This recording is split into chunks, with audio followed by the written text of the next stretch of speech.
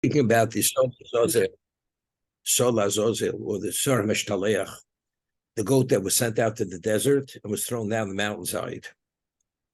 And this goat atones for all the sins of Klal Yisrael.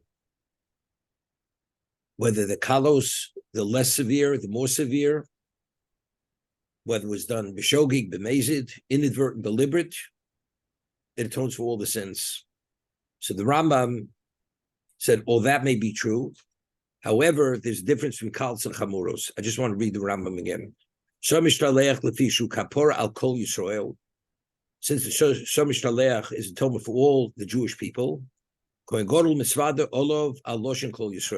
the verbiage of the verbal confession, he expresses himself on behalf of all Jewish people. He confesses all the sins of the Jewish people.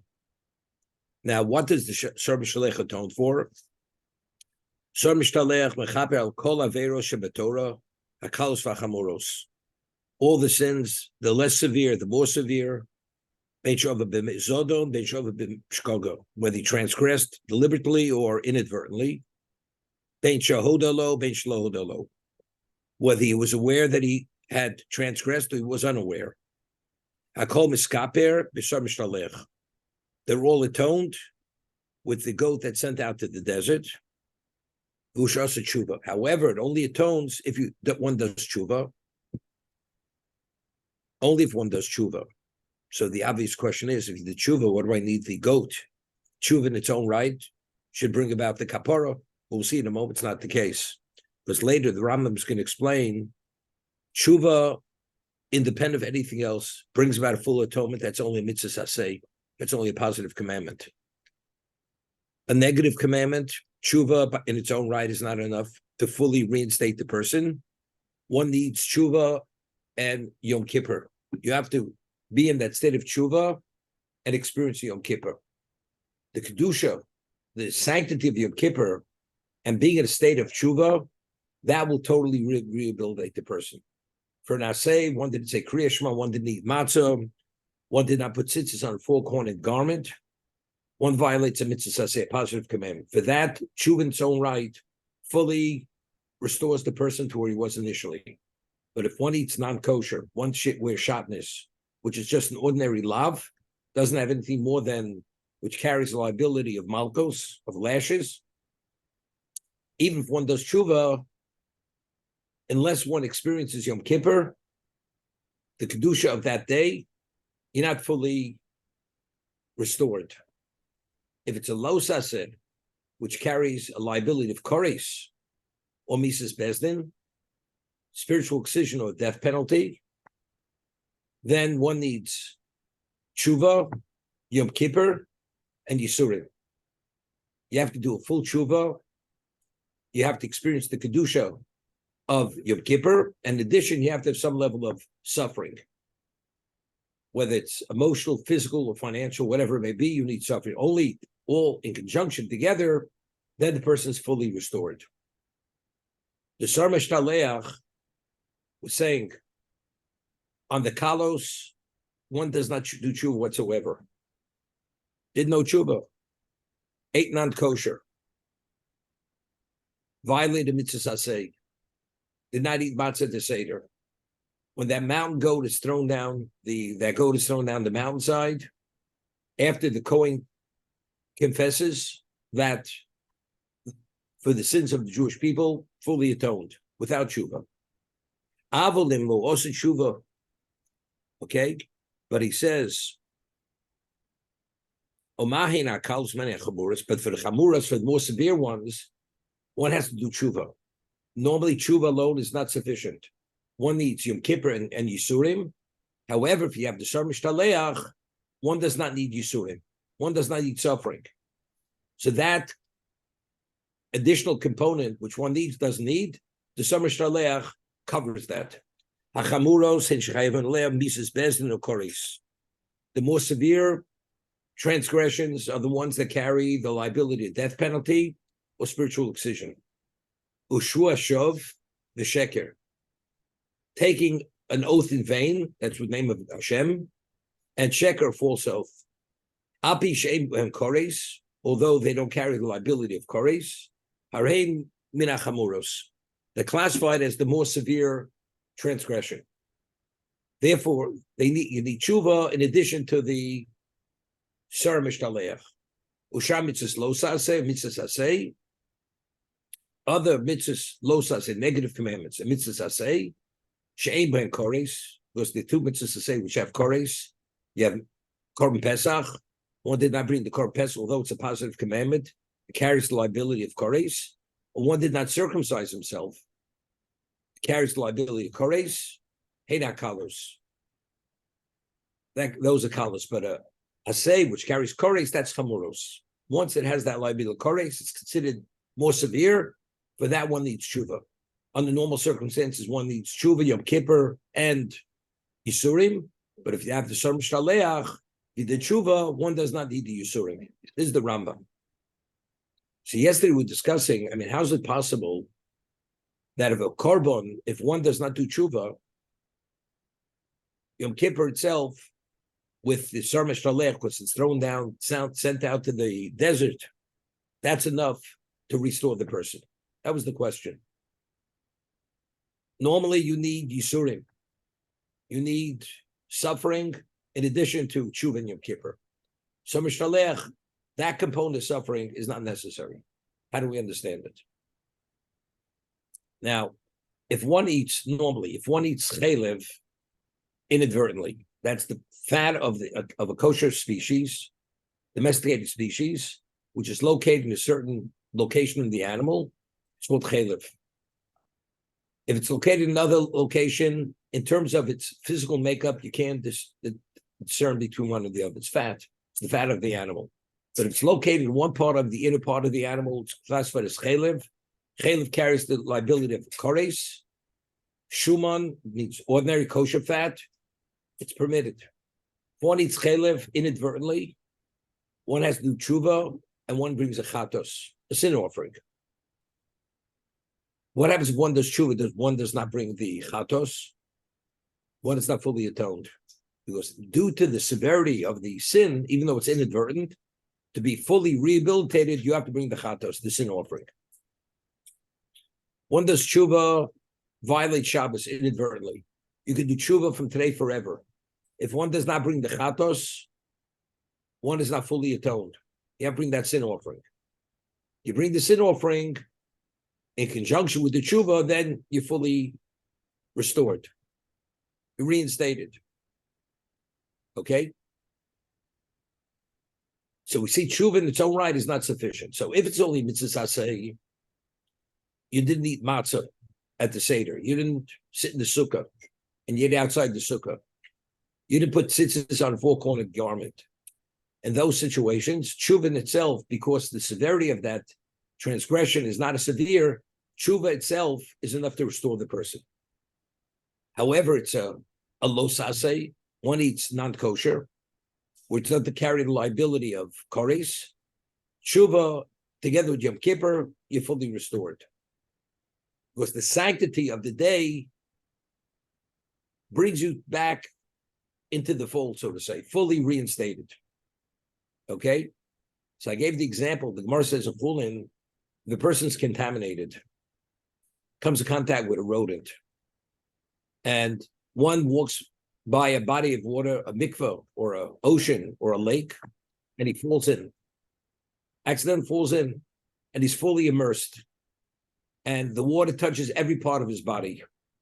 Although he never intended to immerse himself, the mikveh itself, because he went into a body of water which meets all the criteria of a mikveh, all that contamination is removed from his body, and he's tar, he's pure, he's spiritually pure.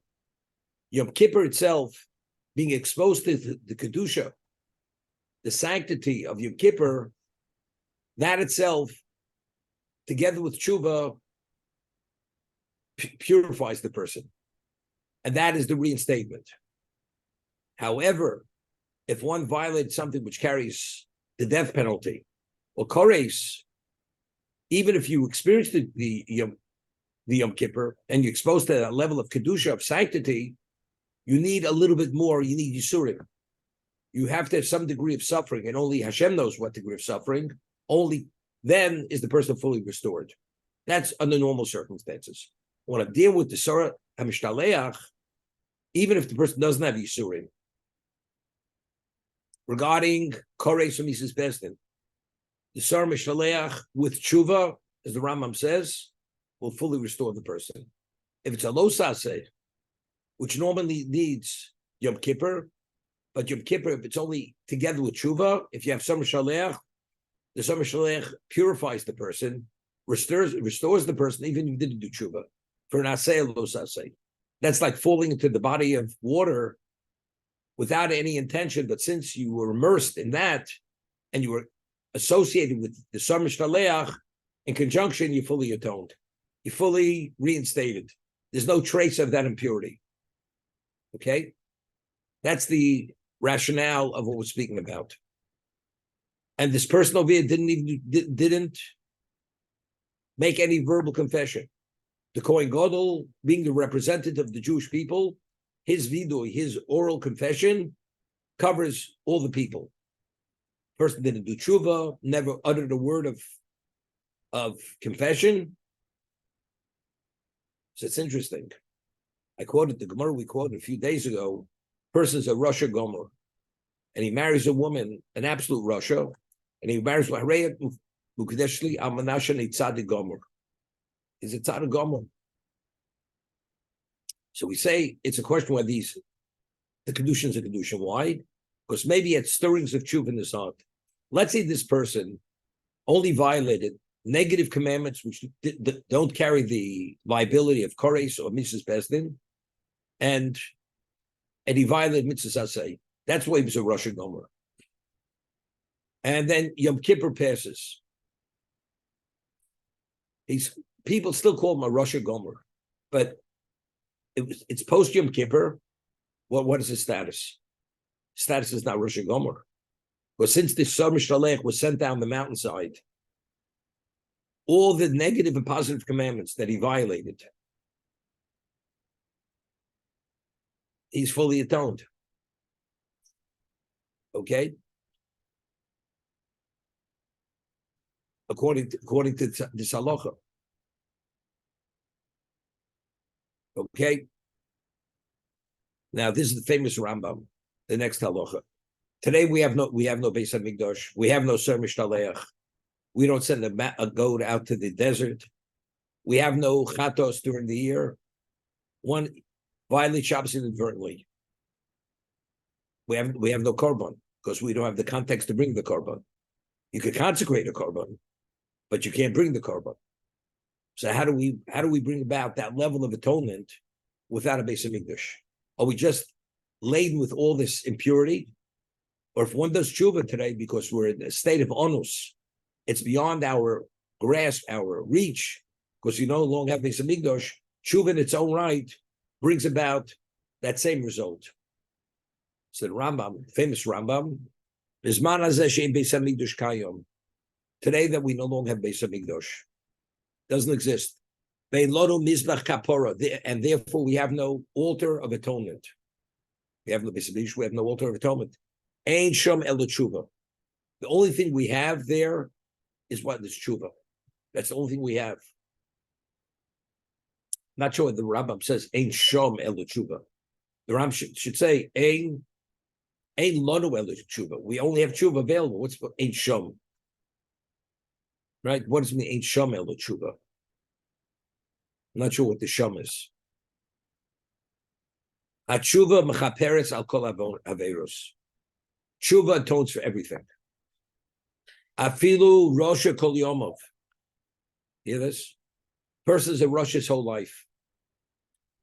Vasa Tshuva B'achrona. At the very end of his life, he does Tshuva. Emaskiro Shudovim Misho. When the reckoning takes place, when he passes away, he did Tshuva B'achrona. At the very end, they will not mention any of his negative record, although he lived the life of a Rosh his whole life. If he did tshuva the last moment before he passes away, Shenema Vishis Harosha Lo Yikosha Bo. The evil of the Russia, he will not be entrapped with it. B'yom shuvam risho, on the day that he repented from that evil behavior. Meaning, we're talking about a person, he says, the last moment of his life, he did tshuva. Although the record throughout was the most extreme negative record. If he does tshuva the last moment, they will not mention a word of that misbehavior his whole life. Will not.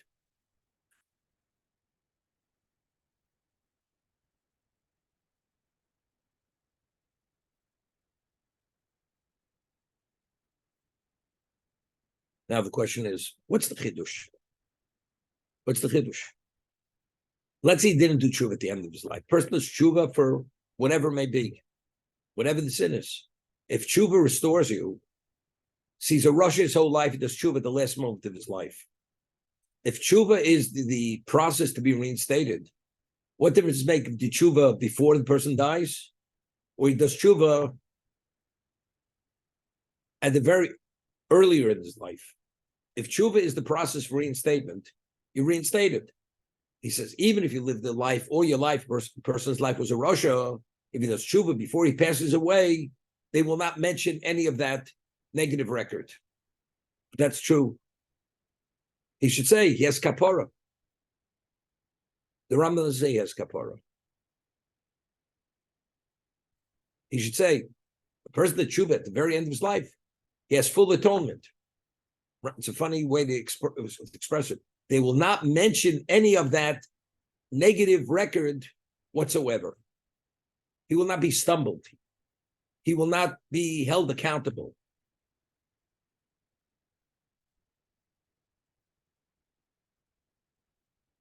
Right? He should say he has kapara, as he said.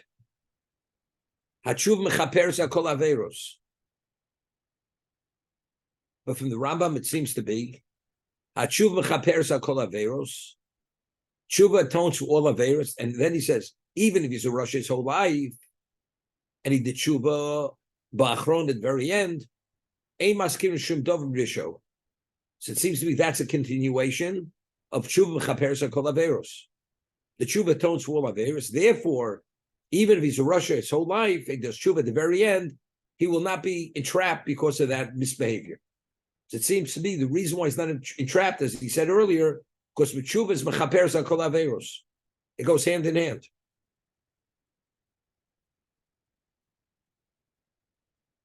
So what does he use the term? They will not mention any of those averos. Say, if he does tshuva at the very end, he has full atonement.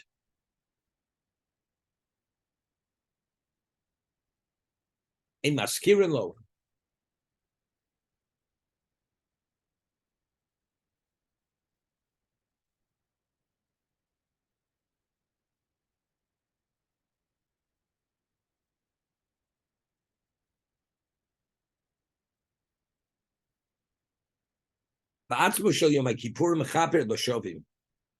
When does Yom Kippur atone for a person?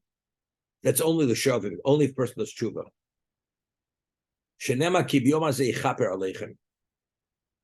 On that day you will be atoned. We're speaking today without the Sar Mishnaleach. We don't, without the mountain goat.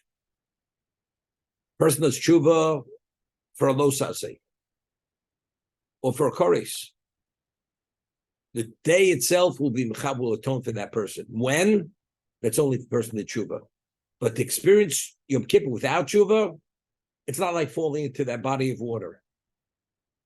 That automatically you're purified. Yom Kippur only purifies only if you do tshuva. What does that mean?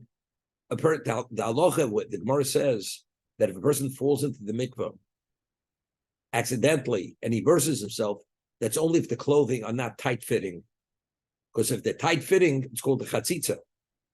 There's something not allowing the water to penetrate and touches his skin, his flesh. It's only when the clothing are loosely fitting, only then is the immersion valid, because there the water touches every part of his body. There's no chatzitza. One has a chatzitza, the immersion is not valid. Yom Kippur we're saying is like the mikveh. You're entering into a spiritual environment. That environment purifies when? As if you have no chatzitza. What removes the chatzitza? The tshuva. If you do tshuva before Yom Kippur and you enter into Yom Kippur with a state of tshuva, that means you removed everything, but there's still a trace of that sin. Now that you don't have the chatzitza, you don't have the blockage any longer. The impediment now, when you immerse yourself, when you're exposed to the kedusha of Yom Kippur, now you're fully reinstated. That's the concept.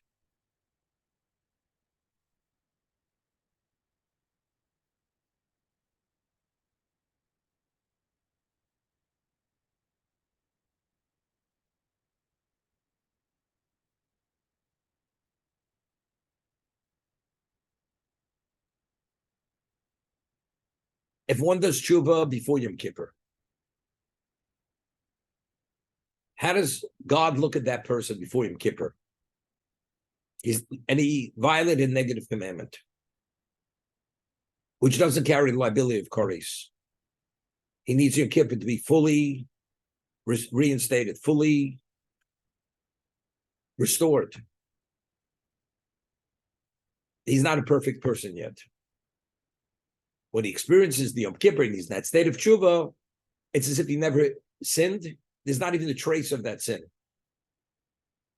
He has some degree of kapara.